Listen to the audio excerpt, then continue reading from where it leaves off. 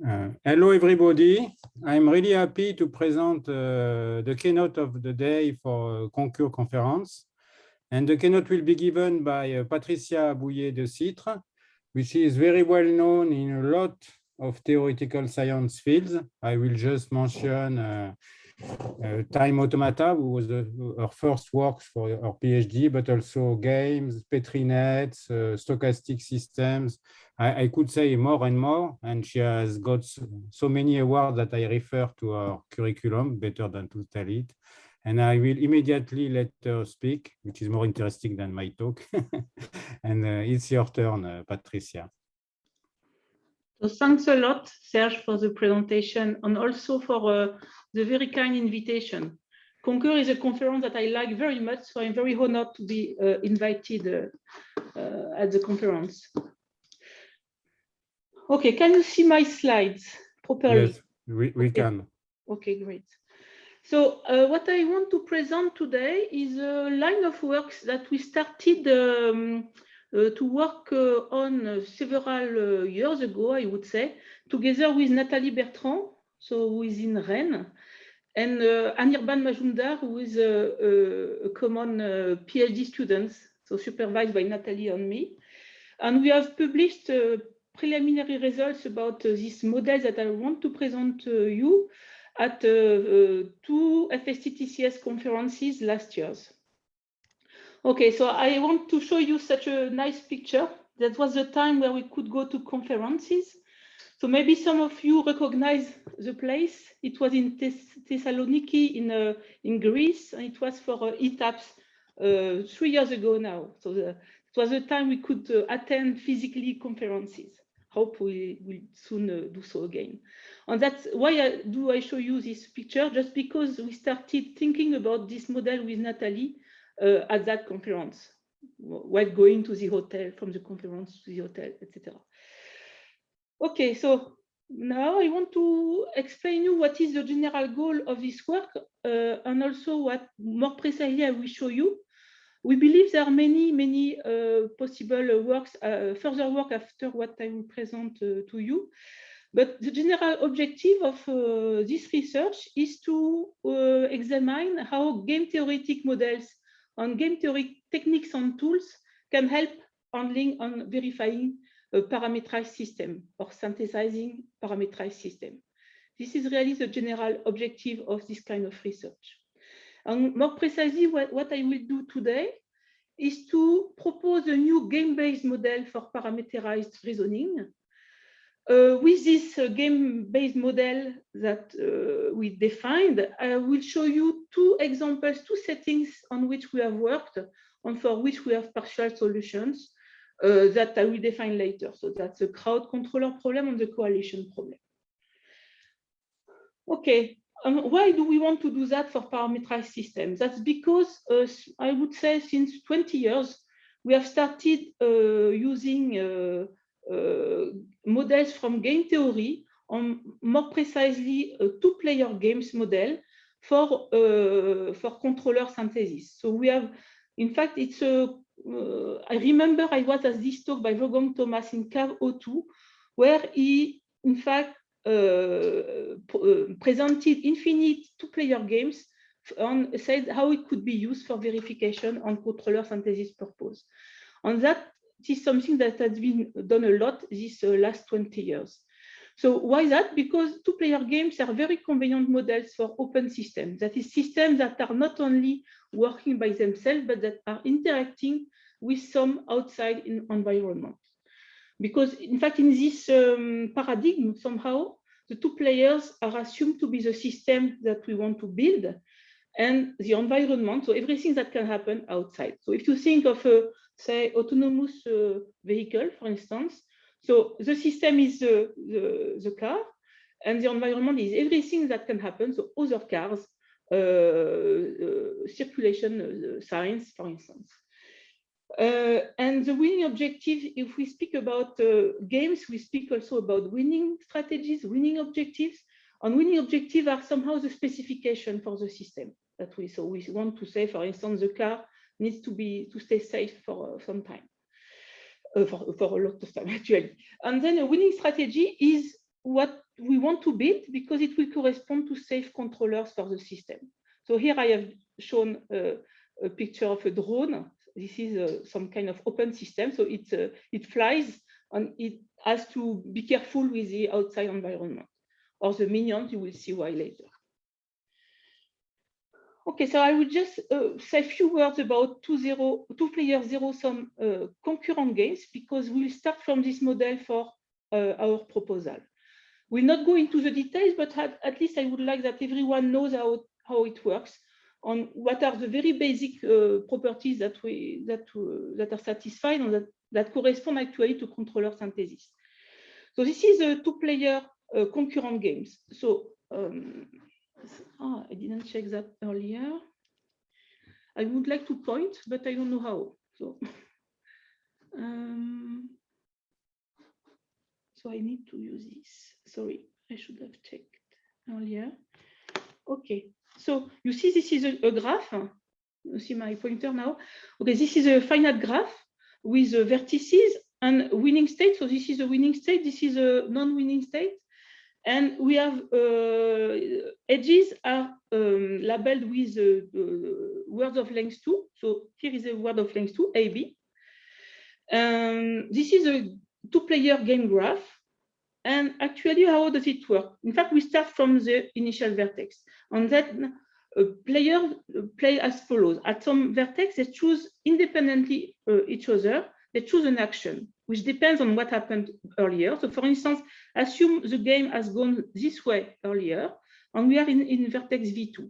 Then P1, the first player, so P1 is first player, selects action B, and P2 selects action A. In that case, we see that the word that it generates, so P1 and then P2, forms the word BA. We say that the next vertex of the game will go to B1. And we repeat this process either ad infinitum, if this is if we build infinite sequences of vertices, or until we reach some target state or some bad state. And then the strategy of a player in this kind of setting is just a mapping that assigns to the past, so the visited sequences of vertices, a new action for the next move. So this is what is defined here, what I described.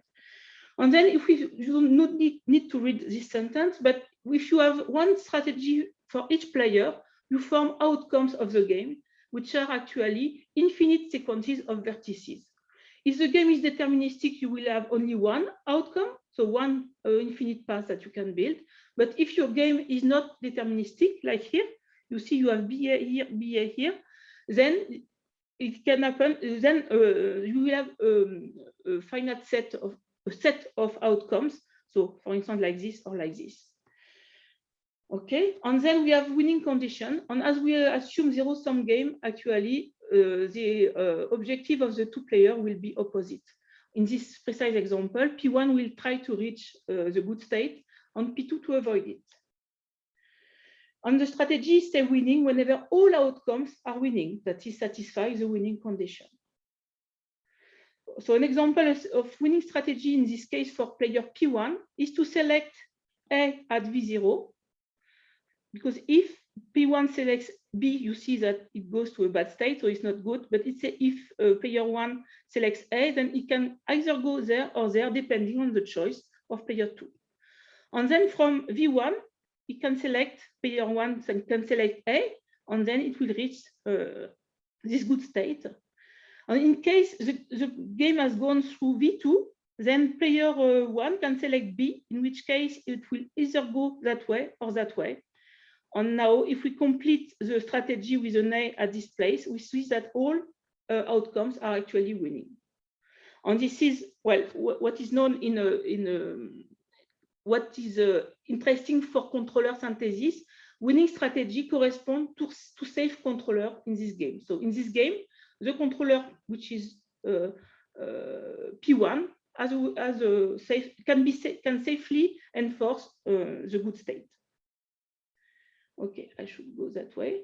Okay, we know quite many things about those games. So they are concurrent, which are a bit different from a turn-based as we often see. So when players play in turns, But actually, we know how to compute winning strategies, winning states for many classes of objective. I will not go into more details. There is a theory of this and nice results about those ones. But okay, we don't need them for the rest. So I want now to explain you how these games have been extended to a setting where you have multiple players or not just 2 players. If you think of, you want to model a system with different agents, 2 players is not enough somehow. And it's rather natural to extend this kind of games to an n player setting. So I recall you that for 2 players, you have length of word 2. So here you just have to have length, words of length n. And now you can define a game graph just by using this extension, and players, the strategy for the players have really the same definition. Just the difference is that when we arrive in substate, n players select an action, and the next vertex is selected using the word obtained by the concatenation of all the choices of the player.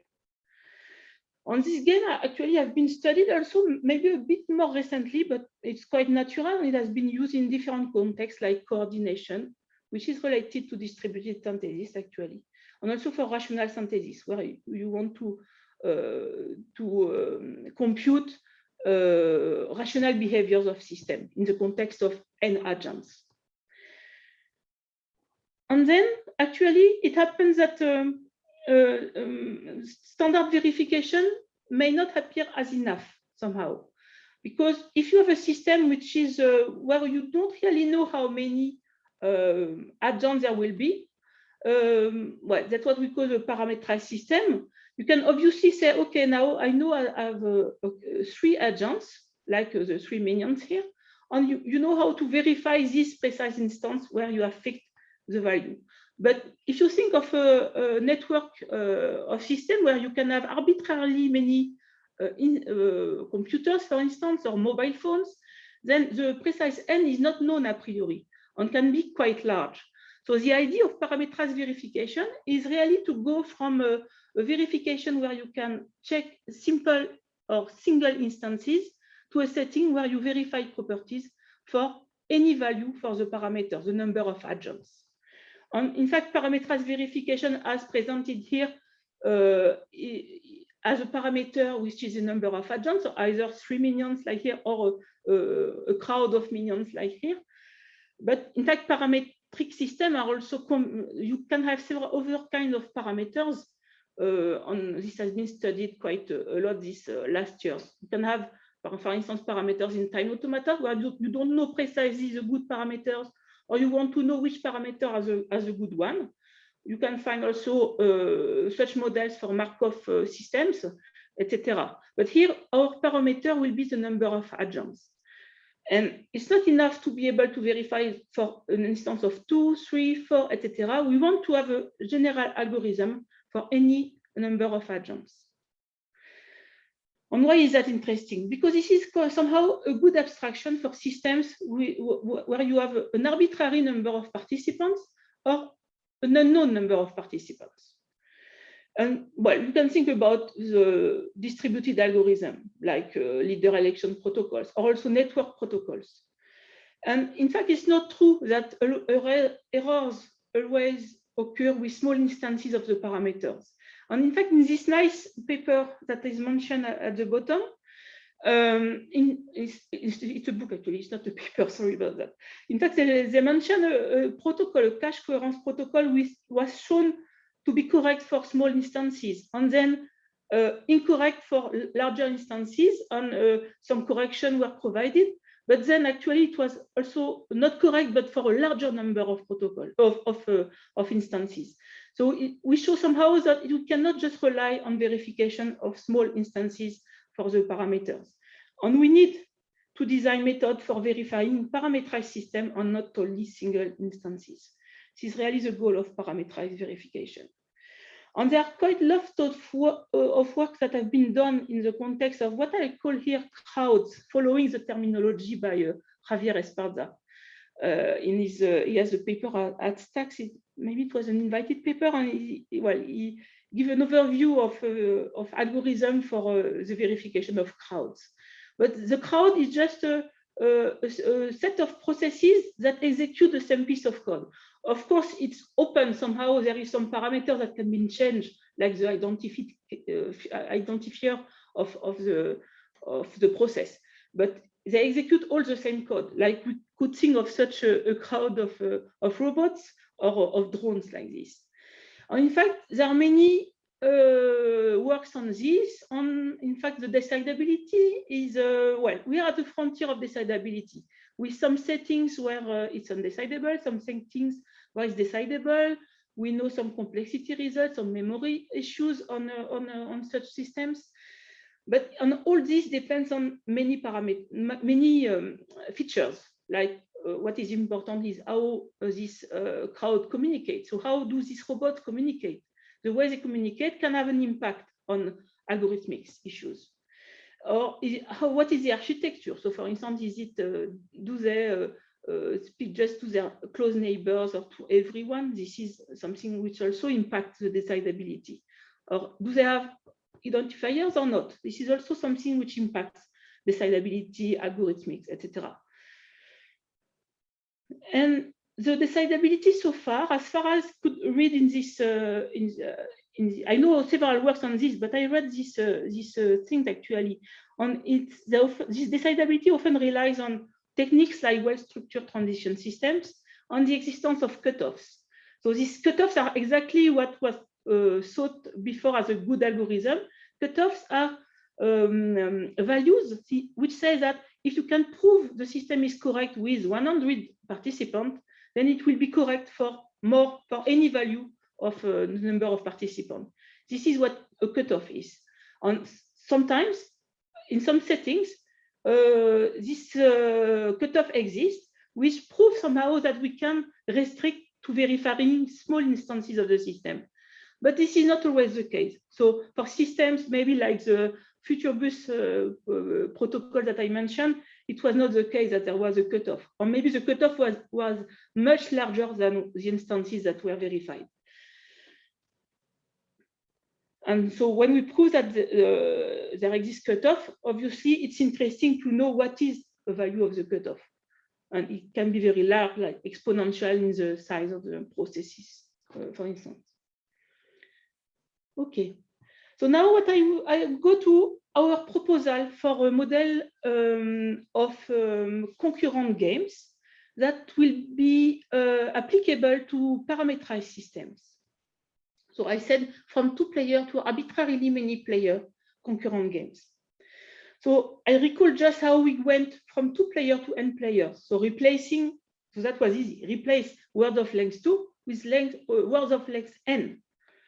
So if you don't know the number of players, just replace word of length 2 by words of arbitrary length. So this is replace AB by W, where W is a non-empty word. Okay, said like this is very easy. It looks like it's very easy. So game graphs are defined the same, strategies are defined the same, and outcomes also.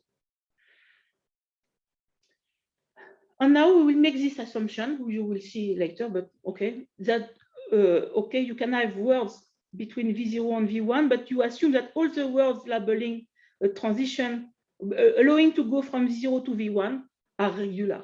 Actually, in some cases, we'll be able to allow context-free languages, but this is, okay, this is not very important. So we will assume in the following that languages that actually transition between edges will be labeled by regular languages. So how will we play such a game? Because earlier we knew exactly how many players we have. Now we don't know, and this is the aim of this model, to allow arbitrarily many games or unknown number of players. Sorry. So it's a part of such a game that I defined. So here you have regular languages, and the game plays as follows. We fix a size of a coalition. Well, in game theory, set of players are often called coalitions. So we fix a number k of players in the game, but we assume it's unknown to the players. For instance, if you have a mobile phone, you don't know how many mobile phones are connected to the same antenna. So this is fixed but not known. And then there is an implicit, in our settings, there is an implicit assumption which we make. So I make it explicit for you, is that player PI knows that she is the ice, which is somehow an implicit identifier. So we have identifiers, but they are implicit. And then the game starts at some initial vertex of the game, of the graph. And given an history, each player, like in the standard concurrent game, each player selects an action AI. And then the game proceeds to the next vertex, such that if you concatenate all the choices of action, then it belongs to the language, to some language. So assume the choice, the word made of the action belongs to language LV2, then the game proceeds to V2. If it belongs to several languages, this is some non-deterministic choice. So in the worst case, it would be the worst choice, say. And if you iterate this process, this will produce an outcome, which is in an infinite sequence of vertices. So this is really a natural extension of two-player games, two-player concurrent games to an unknown number of players. And this choice, which is a number of players, will be seen as some adversarial choice. And this non-deterministic choice will also be seen as an adversarial choice, which means that we will consider always the worst case in these choices. So maybe it's not clear what we do with that. In fact, we can do several things with that. And I will focus in this work, because this is what we have done so far. We'll consider two synthesis problems built on this model. And the first one is the crowd controller problem. So Gru, for those who don't know, this is this guy. He wants to guide or control the crowds of minions so that something happens, so something good happens. So this is the first problem we will look at. So somehow it extends the controller synthesis problem, where this guy is a controller, but he has an arbitrary number of opponents, I would say, or of other guys that he wants to control. And then there is the other problem where this guy doesn't exist anymore. On this crowd of minions, they want to coordinate. They want to do something good together, and no matter how many there are. So they want to achieve some goal together, but in the settings that we have seen. So I will define more precisely this setting later. I'll just give an example. I think it can help understand. So we have these games, this concurrent game, which is actually just a finite automaton with this good state and bad state. And then the question is for the crowd controller problem. So this guy, so this is P1, Gru is P1, can player P1 enforce this good state? Okay, so how do we play this game now? So the number K is chosen, but as I told you, no one knows this number, but it's fixed. And then we assume the following strategy for player 1. In fact, we assume that at vertex V0, he plays A. In fact, he has no more choice. So, okay, he plays A, good. So it can happen that the game proceeds to V1 or to V2. And then if the game goes to V1, it's because if you look at the languages here, it means that the number K of players is odd, because here you only have odd number of players. And here, the number of players is even. So actually, Gru, P1 will learn how many players, not how many, but whether K is odd or K is even. And this will be helpful to him to proceed to enforce the good state. Because actually, he knows that if the game proceeded to V1, the number was odd, in which case it's a good idea to play A, because you have this A sigma 2 star. Because he plays B, then he goes below, so this is not good. On the converse, somehow, if the game has proceeded to V2, he knows the number of players was even, in which case it's a good idea to play B. And that he can do. This is somehow a good strategy. So in both cases, the choice of P1 at V3, so here, is good and ensures that it can reach the good state.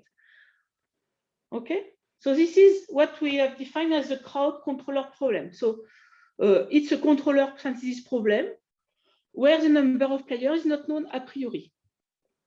And then the coalition problem, it's a bit different.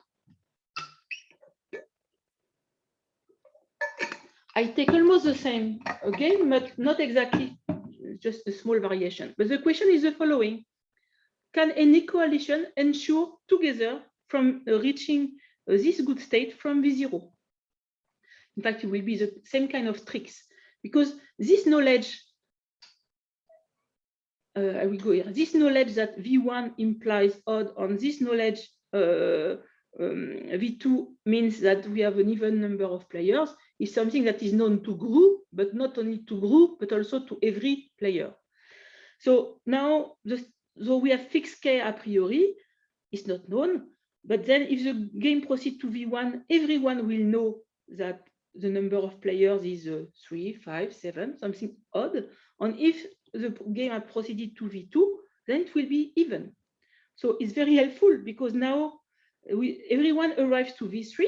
They have the common objective to reach this target. And so they know that if the game has proceeded to V1, they should better play together something of the form B, A, B star. And if the game has proceeded to V2, they should better play A, B star. Which means that if odd player, let me think, if the game has gone through V1 and the number on the index, the identifier of the player is even, then they should play A. So for instance, here. And if the game has proceeded to V2, then they should play B. And you see that together, if they follow this strategy, they will ensure that the target is reached. And so this is a good coalition strategy, which need not know K prior to decision. Okay? Please ask question if something is not clear. Now what I want to do is I will go, I will look at the time, but okay, it's fine. So I will want to give some details, not all technical details, but to explain a bit how we can solve such problems in this parameterized setting that I've shown you. So I will start with the crowd controller problem, where group is a leader and wants to achieve, to make something achieve. Formally, we can define this problem. So we have a parameterized game, which is a finite automaton. We have some property, so it can be reachability, safety, Bucci, whatever, maybe not whatever, but some regular property, say. And the question is, does there exist a strategy for group, for player one, which is distinguished in this setting, such that for every instance of the game, for every strategy of all the other players, so all the players from 2 to K, for every outcome of the game, so there are many for every, but for every K, for every strategy of the other player, for every outcome, then this outcome satisfies the given property. So can GRU enforce the property? And I showed you an example, which was a bit simple, but I will see we can actually solve the problem in quite a general setting. So you start, so I will show you the steps somehow of the construction of the proof and see how we can do that. So we start from a game like this, so finite automaton, an objective, and then we realize that somehow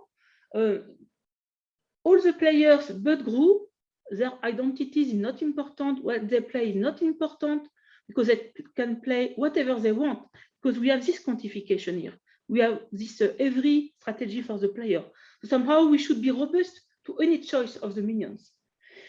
So that means that somehow the language is not very important. What is important is the action of GRU, the first one, and maybe how many they can be. So here, it was important to know that GRU played an A, well, even though there was no many choices, but GRU played an A, and we have an odd number of players, including GRU.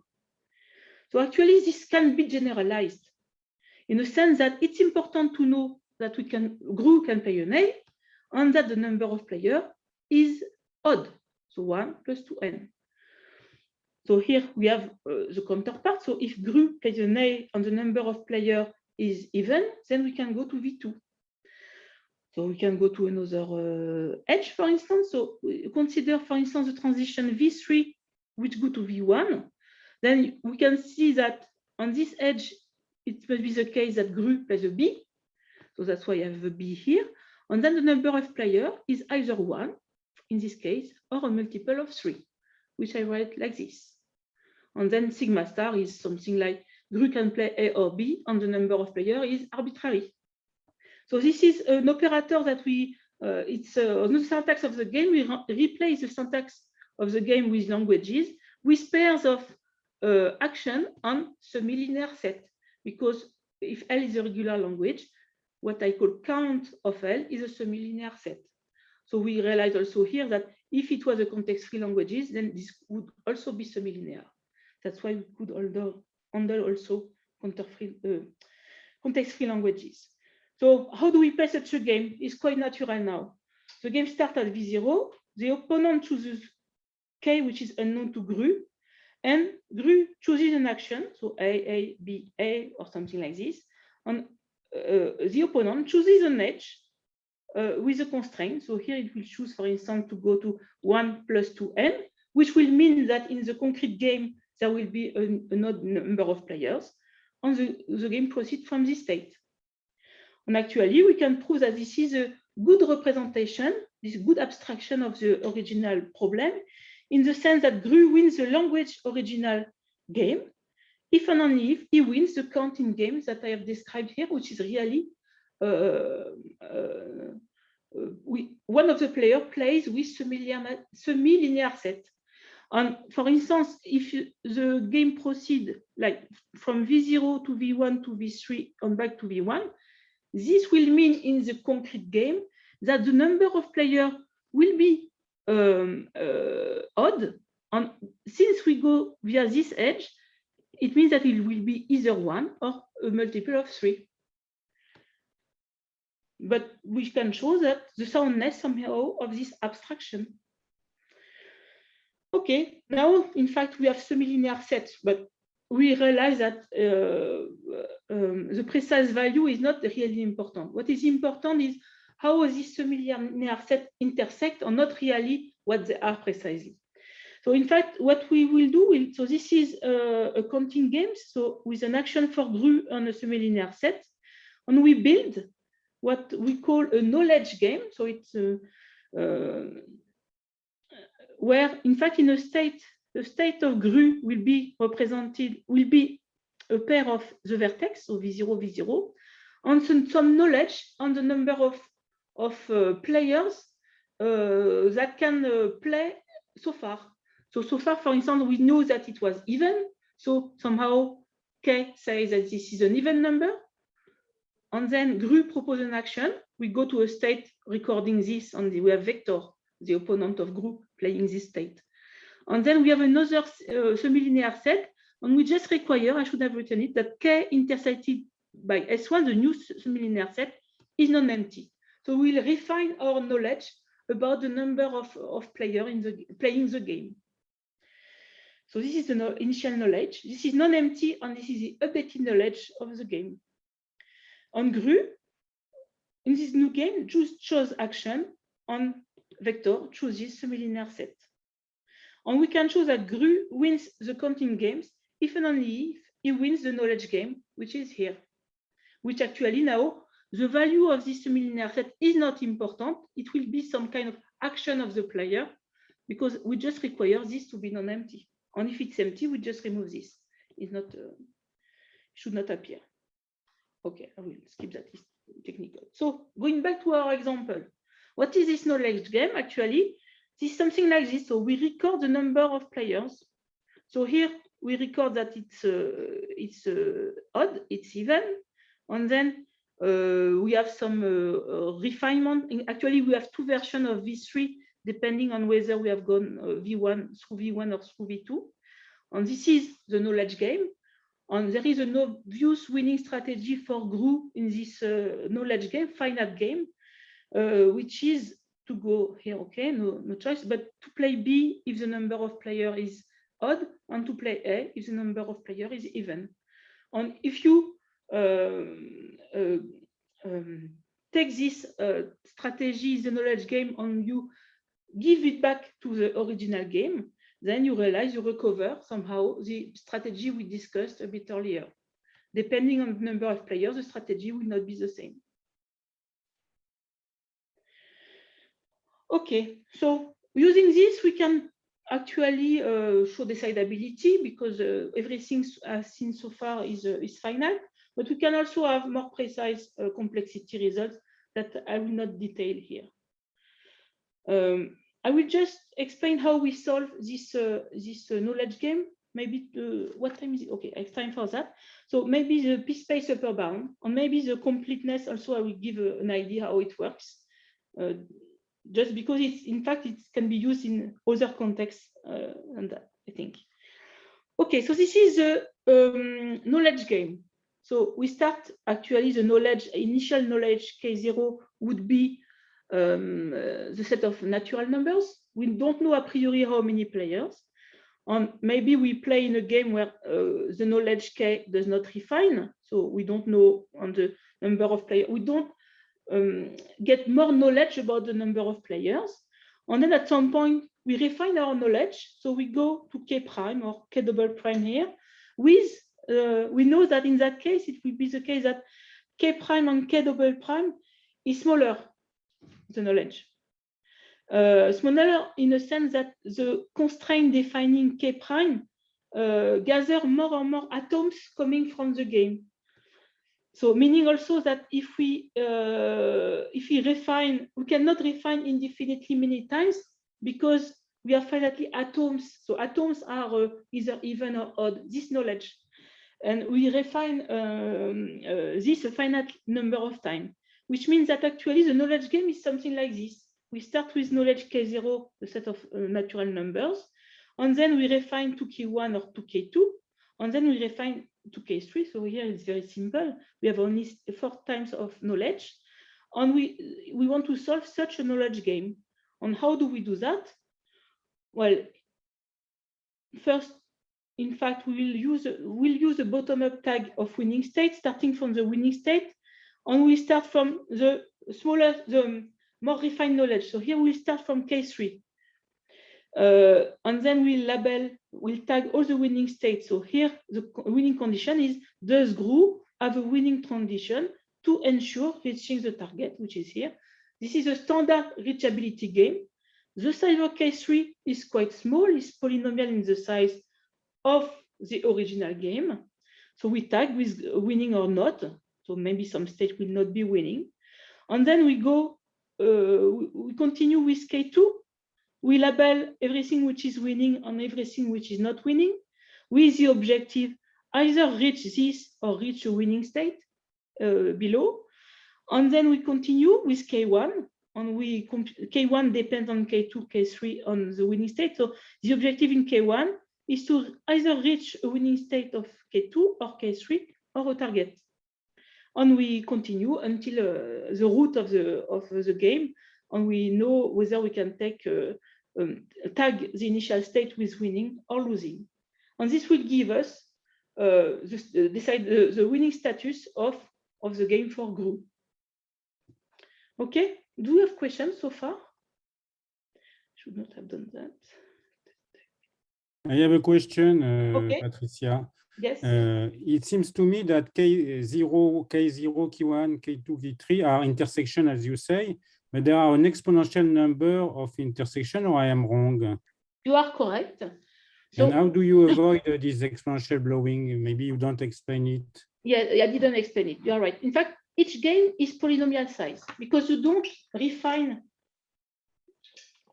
the knowledge within this portion of the game. So this is polynomial size.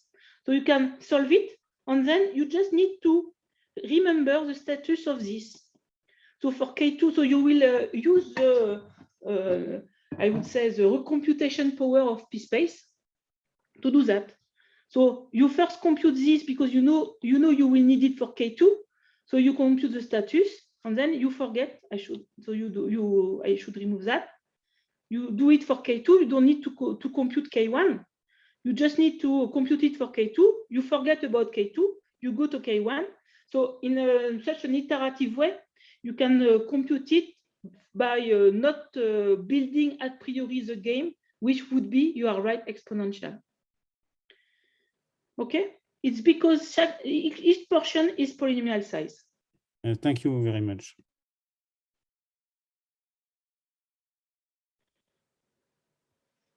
Now I want to tell you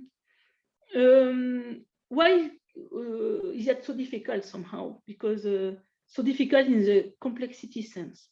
So I want to show you how, for instance, we can encode the satisfaction problem for a QSAT formula. So this is an alternation of existential and universal quantification over atomic proposition, and this is a SAT formula, 3-SAT formula. And actually, this is an example of formula with 4 variables, and we will build a game. So in fact, I have built just a game, a counting games. So I've forgotten about the languages and so on, because it's easier to understand with that, with the counting constraint somehow, the atomic constraint in the counting games. So we start from V0, and GRU has to tell us, GRU will play the existential player. He has to tell us whether he wants the variables to be true or to be false. In case he wants to be true, we go here, we proceed to X1. Okay, so far, nothing happens. And then in case the number of players is 2, we'll proceed and win. In case it's not, we proceed here. So, okay, this is a bit strange, but what you realize now is that if you start the game with a coalition K of players, then the fact that the variable is true will be encoded by the knowledge that here the number of players is not 2. Because if it's 2, you have win. So now we know that the variable is true because it's not 2. And then the universal player will be just some non-deterministic choice, so some can be arbitrary then, and we proceed the same. So if it's true, somehow we encode it with the fact that the coalition has a size different of 4, and if it's 4, we win. And then existentially, GRU chooses also, for instance, if it goes here, then if the game proceeds, the coalition will be of size different of 5, etc., etc. So for each truth value of some atomic proposition, we'll encode it with a constraint. So 2, in this case, 4, 6, 8. So they are all different. They need all to be different. And now when you arrive in C1, you want to check the clauses. So the clauses will be encoded by the fact that, for instance, if you want to satisfy these clauses because X1 has been set to true, you know that the size of the coalition is different from 2. It's 2. Okay, so you know that the number of players will be different from 2. So you can go here, only in this case. And somehow, if you did not select properly the truth value, so for instance, if you want GRU wanted to select truth value true for X1, but if it did a mistake and went this way, it will be problematic for the coalition value of size 2, because in this case, it would have gone there, but if it's 2, it will continue. It will always remain alive in the game, and then it will be worried because it cannot go through any of this edge. It cannot be sure to be able to take the transition. Okay, so this is how we do it. So the strategy for GRU, if psi is true, the formula is true, is to play a correct assignment. So that's what I explained. So I think I will skip it, unless you have a question.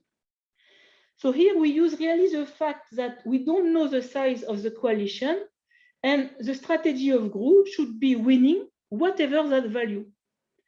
If it does a wrong choice, for some value of the parameter, it will not be able to win. Okay. So actually, what we can show that the formula is true if and only if GRU has a winning strategy in this game, which show because you can replace all these constraints by obvious languages. So we show p-space harness in general. Okay, so what can we do more actually? In fact, I showed you for reachability objective. We can do it for more objectives. That's okay. We didn't look at so far. I told you at the beginning that, in fact, I think we have quite some more work after this to be done. So for quantitative objectives, we have no idea. We didn't think about it. And also, I believe that that we can extend this approach to infinite state systems, some infinite state systems. So I will explain why it's important in the conclusion. But we had not done that, but I believe we can do so. So now we would like to explain the coalition problem. So the one where GRU is no more there to control everyone. And the problem is now the following. So does there exist a coalition strategy, which is actually a strategy for any possible minion that can play in the game, such that for any instantiation of the crowd, every outcome satisfies the property? I will start with a quite intriguing example. I started writing a complicated example. In fact, the solution is not complicated, it's just intriguing. It makes the work complicated afterwards, but it's intriguing. So look at this game. So this game starts in V0. You have this winning state here and this losing state here. And in fact, you can win if the last player, which is involved in the coalition, plays a B, and the other should play an A. And if there is only one B, but it's not the last, okay, it's not to a problem. We just have to play a game. And otherwise, we lose. And in fact, there is a winning coalition strategy, which is the following. At round I, so say that we can play at several rounds, player I plays a B, and every other player should play an A. And why is it winning? So if you instantiate it with k equal 1, you can realize that, in fact, the word which will play is B, and it's winning. This is good. Now, if the instantiation is k equal 2, the first word will be BA, which is not to a problem, and the second will be AB, leading to this. So this is okay. You can do the same with 3, with 4, etc. Actually, you can do it for any value for k. And you can realize that this is a winning coalition strategy. But this is intriguing because you see also that it's there is some kind of counter to be involved in this strategy. So it's why we think it's difficult. And in fact, we'll summarize such a strategy with the sentence, at round I, coalition plays A I minus 1, B A omega. So this is just a summary of this when we concatenate every choice of the player, even those that are not playing in some instantiation. So this coalition strategy will be winning in this game. Okay, now I will explain how we have a partial solution to our problem. In fact, we start with this game here, which is not exactly the same, but when we then unfold this game in a tree manner, so it's obvious that somehow this tree, which is just an unfolding of this automaton, we can play it exactly the same. So there is a winning strategy here, if and only if there is a winning strategy here. It's infinite tree, so we don't learn many things so far. And then if we have now not a winning reachability condition, but a safety condition, we want to avoid this guy. So we want to stay alive forever in this part of the game. Then the unfolding can be pruned in a sense that if here we have a V0, but his ancestor is already V0. So somehow you realize that if the GRU has, no, there is no more GRU. If the minions have a strategy from V0 and they go back to here, they can just play the same again and again it will be winning. Now this state here, in fact, it will be, we can play the same from here than here. And if the game has proceeded through this branch, we can do it forever, and so on and so forth. We can prune every branch of the graph of the tree, and this is a correct finite tree in which we can find solution. So now we have a finite tree. We have internal nodes v0, v1, v2, and again v1. It's different from this one. It's another occurrence of it. But we realize that in this game, we can label all these nodes of the tree with solution, with infinite words, like we did earlier. And if now you have this word, so here A, B, A, omega, and so on and so forth, you fix a K, you play this game with this coalition strategy, and you realize that you will stay within the safe branch. You will never reach this bad state. And you can play this again in this automaton. It's just that you will need a bit of memory, because these two versions, you see that the strategy at this node labeled by V1 and this one is not the same, which means that we'll have to play differently if we visited V2 or not. But is that just a coalition strategy with some memory? So I wrote the instantiation. I will not go into details. It's just that we have this infinite words, and we take for one player only the first letters. For two players, the prefix of length 2. For three letters, the prefix of length 3, etc. And if you play this infinite words for every size of the prefix, you realize you will be winning. So there is a solution on this game. If and only if there is, you can label all these nodes with infinite words such that they will yield good prefixes. And now, how do we proceed? So here I abstracted a bit, so I removed the precise languages, but here are the automaton of the languages. In fact, what we'll do is that we will synchronize all the words U0, U1, U2, and U3. We'll play them together. So why is that? So in fact, we'll launch several computations in parallel. We'll first try to know what is the first letter of the word. So here, for instance, we start with all automatons, so for L00, L01, L02, so which are state P0, P0, Q0 in this representation. We say, okay, the first word of U0, we'll try it to be B. And we see in which state. So for L00, it goes to P1. For L01, which is equal to L00, it goes also to P1. And for Q0, it's if you play a B, then you are not winning. It's not complete. So you are losing. So that's why I have a cross here. And we do this also for this node, which is below. So now I have only one language, one correct language. So I have a thread with only one layer somehow. And then I do the same with this one. And then I do the same with this one. Okay, so that means that we'll have a finite automaton with states with quite some information, which quite large information. And we will have letters mimicking the parallel computation of all these 4 words here. And then we realize that somehow when we instantiate this one letter word so far, we realize that actually B is in L01. So it may be the case that if we play this infinite word that we are starting generating, then we'll be able to visit V1. And then we realize that S0 goes to S1, and S1 is not accepting, which means that if we play using these infinite words with a coalition of size 1, then we'll be able to reach this bad state, which is not good. So this state will be said unsafe. This is something that we can check on actually the labeling of this state. And so we proceed that way for all this tree. So we build a finite automaton, which is quite large.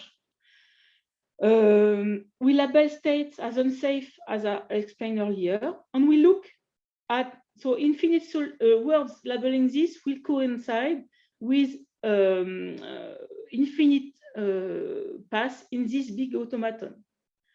So for instance, here we see that everything is safe. So a solution to our problem will be an infinite word built along this path.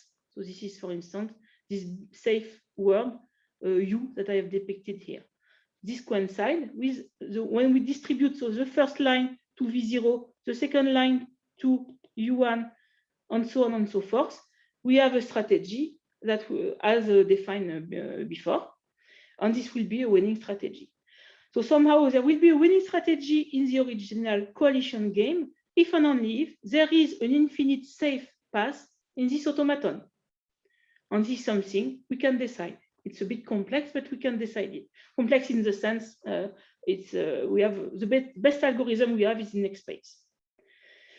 Okay, so how could we go further in this direction? Actually, this I showed you this example, but we are not able to solve it in general yet with reachability condition.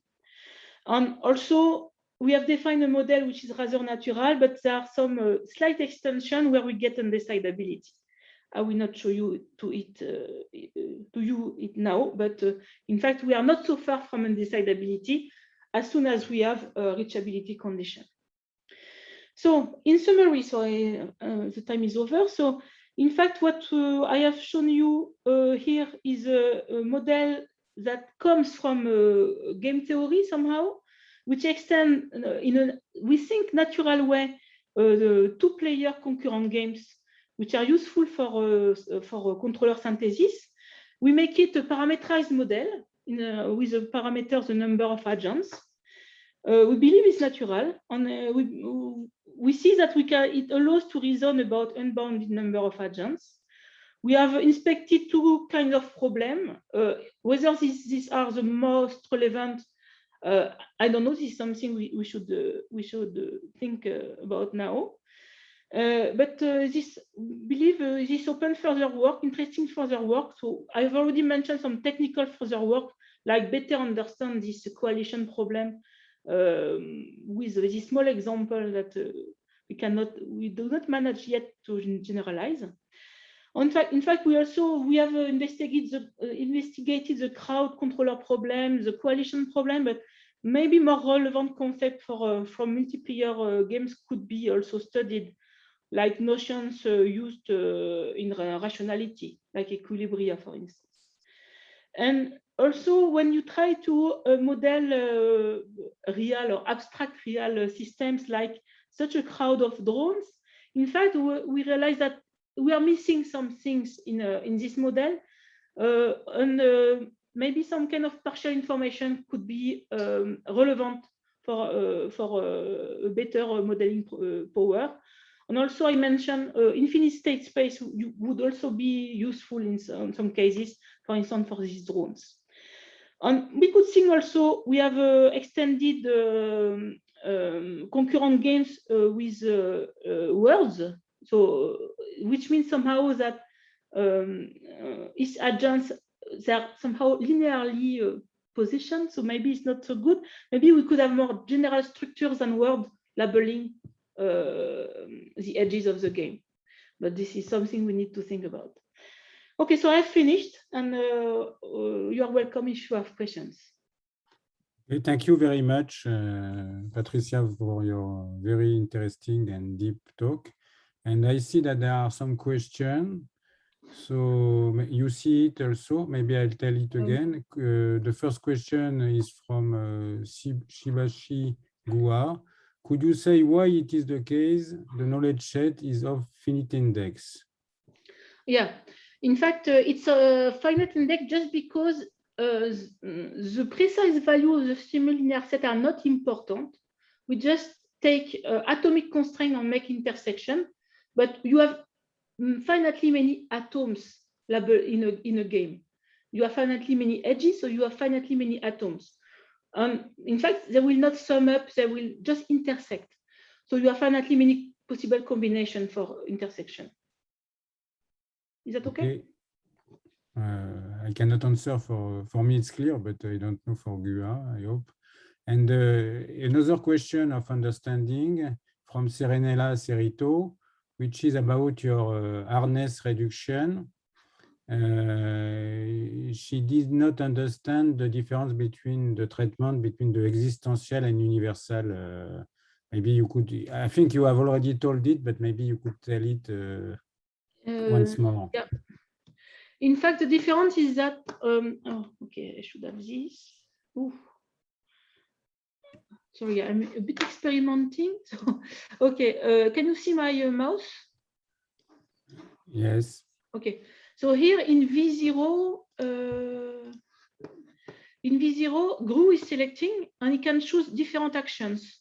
So if he selects A1, then he goes to X1. Now here, GRU should also select the next action, but he has only one possibility, which is U. So on U, he cannot decide whether it goes to X2 or X2 bar. So he cannot decide the assignment.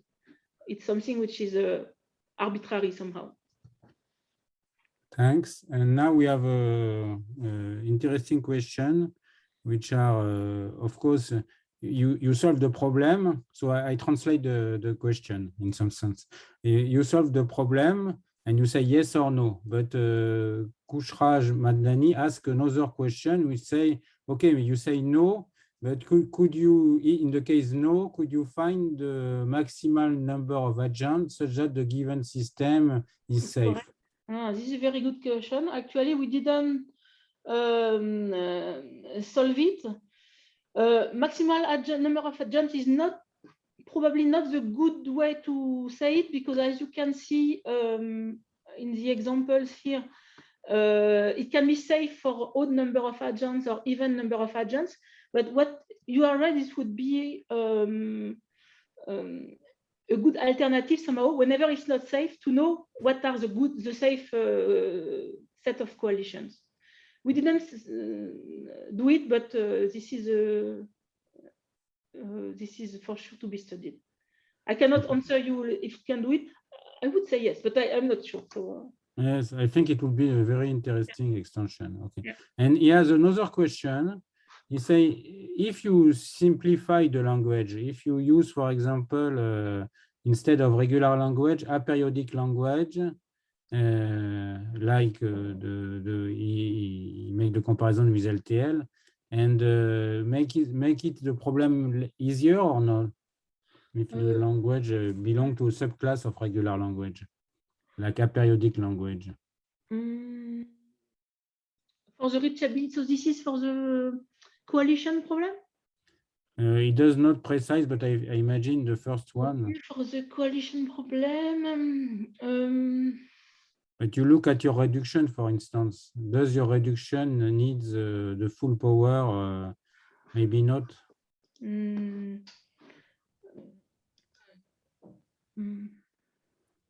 I think the answer is, I would say no, but I would say no, but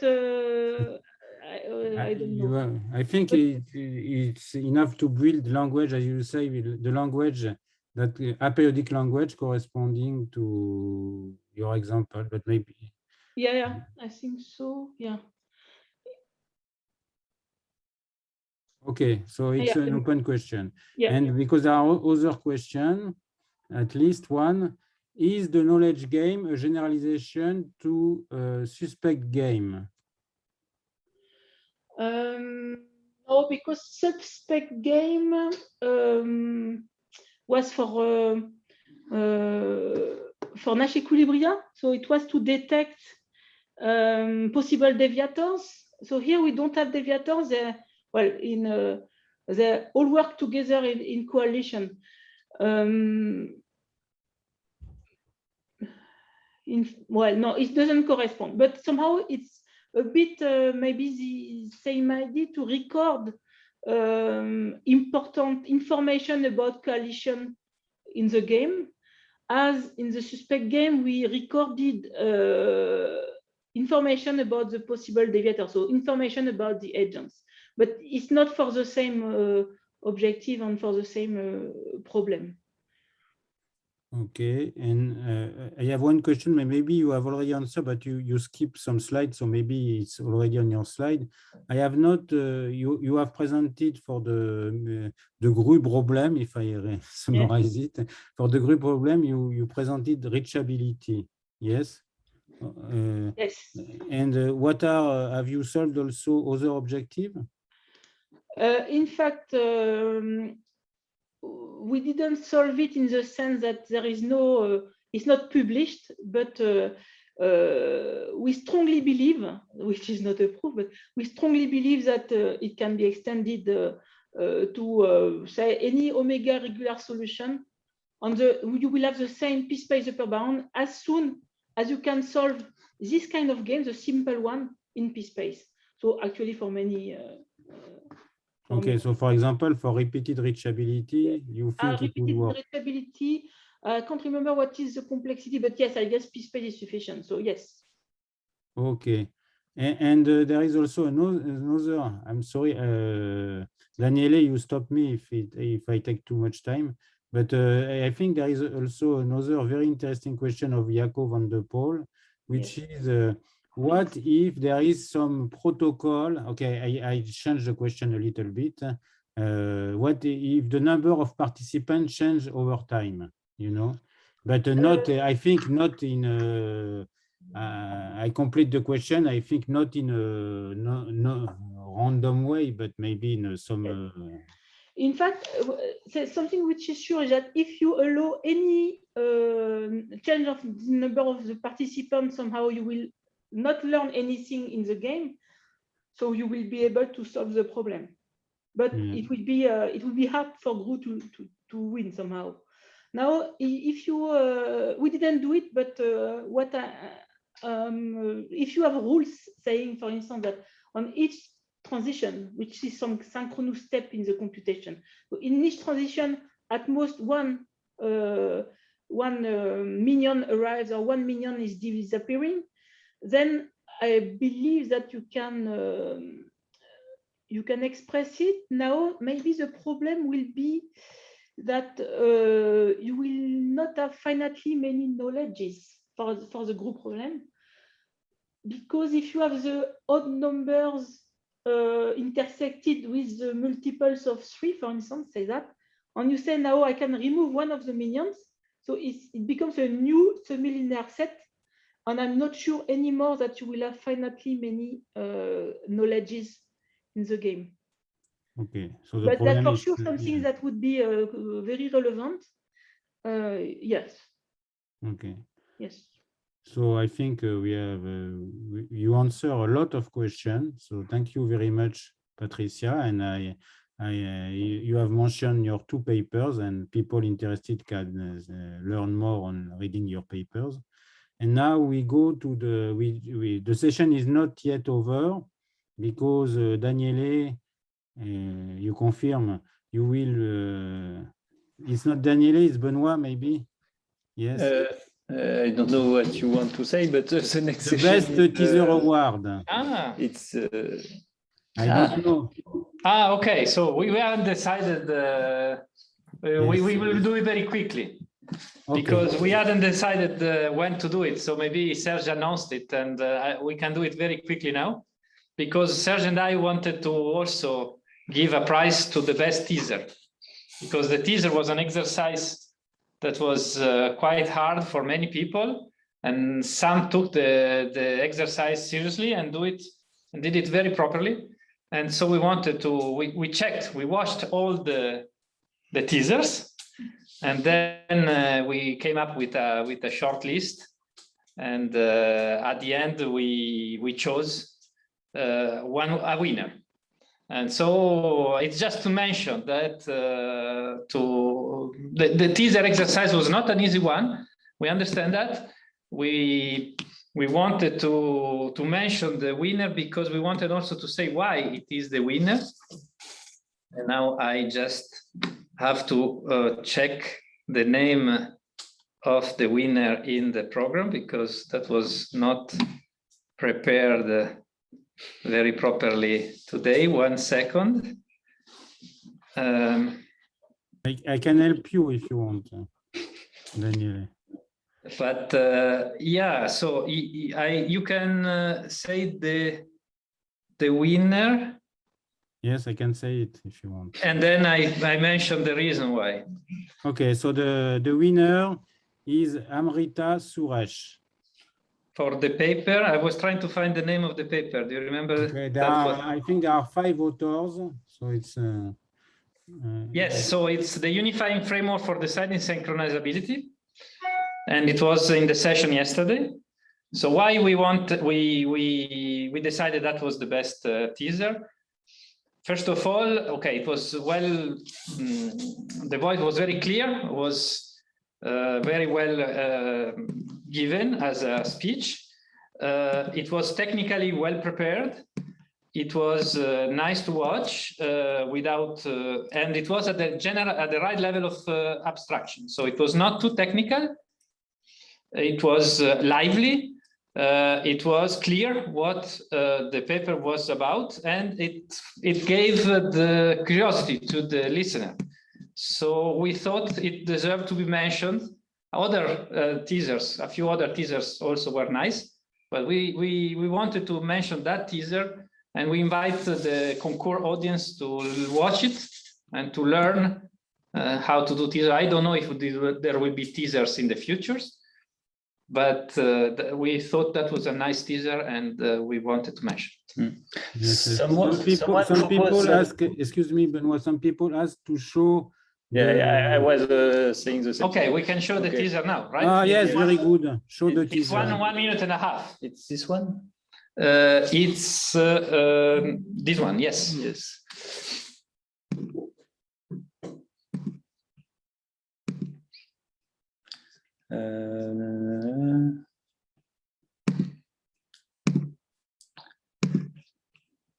Just 1 second, it's coming. Yes. We have many files. B3. Yes.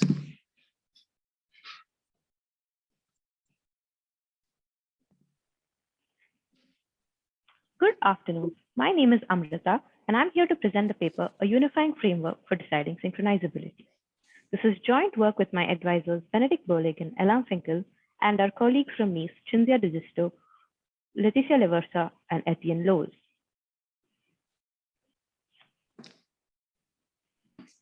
FIFO systems are ubiquitous in the field of distributed computing. They have applications in communication protocols, session types, verifying concurrent programs, and so on. Essentially, they are distributed processes such that each process is a finite state machine. There are a fixed number of such processes. Sorry, Okay, that was sorry, the that was presentation, that not was the the full teaser. presentation of the teaser.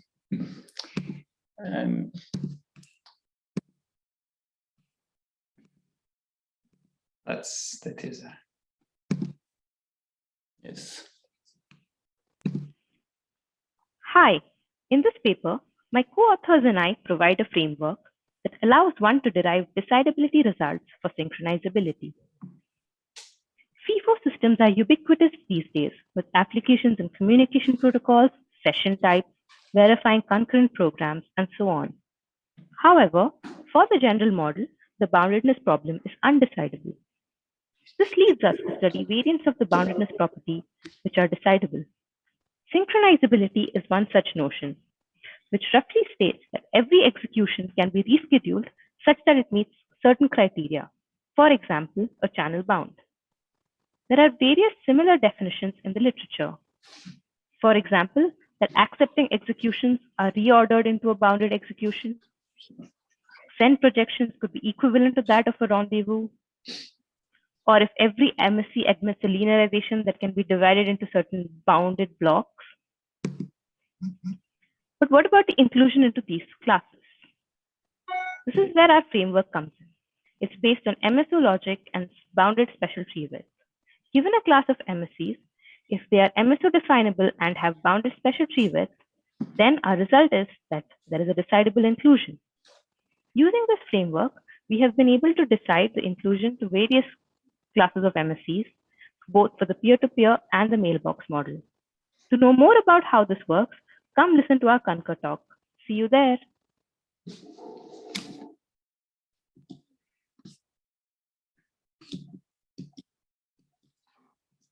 Okay. So of course it was a decision arbitrarily taken by Serge and myself.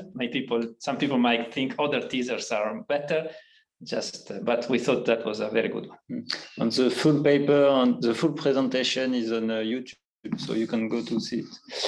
I know we are quite late for the format best paper. So if you want to stay for this, Katalin will speak.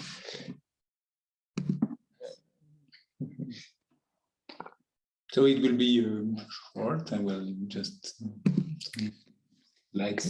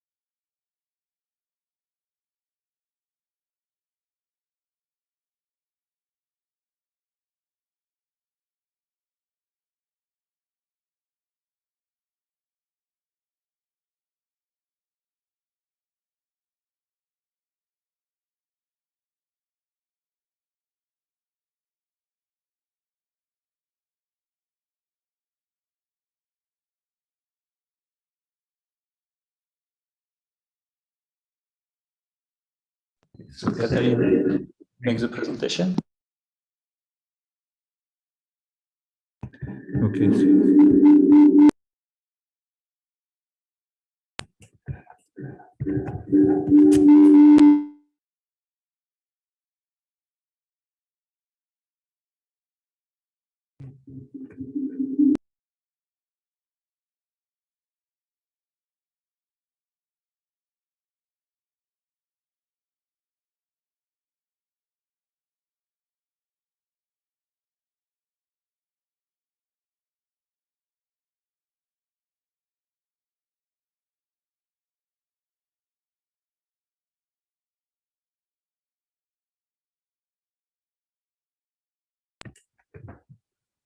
So normally it should be okay with no microphone or nothing.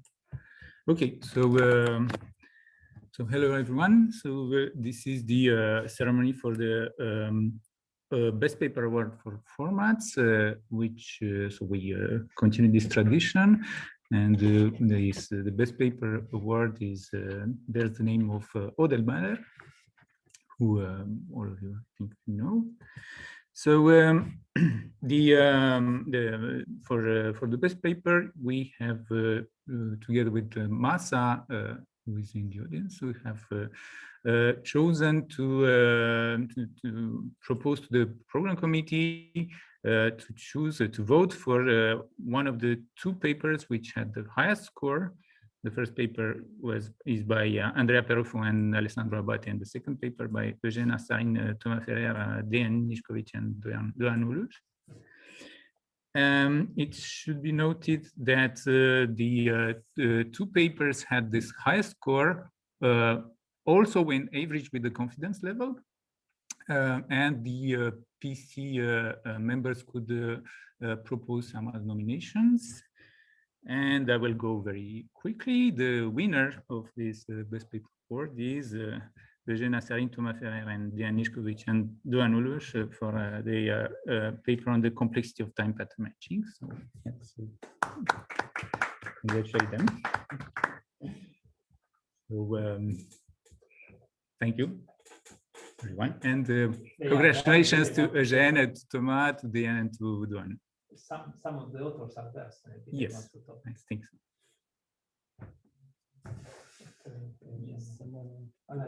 Eugene wants to.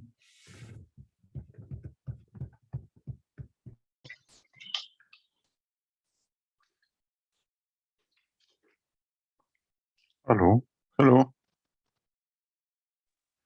Can you hear me? Hello. Eugene, you have the you can talk. You can. Can you hear me? Cannot hear you. Yes.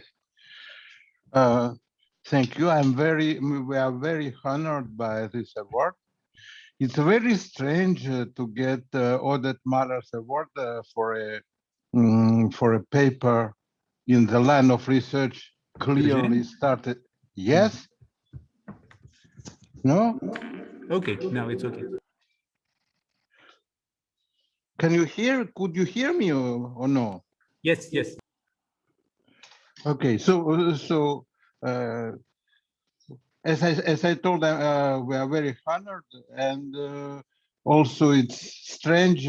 This line of research was started by Odette, and I think he would not like this last paper about complexity, because his interest in complexity was always very limited. He thought it's not very relevant for verification and modeling.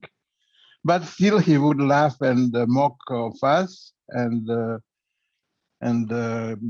Okay, I mostly think about that.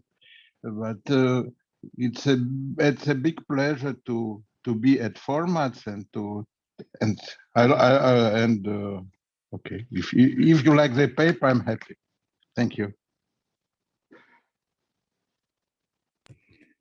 Thank you, Eugene. Okay.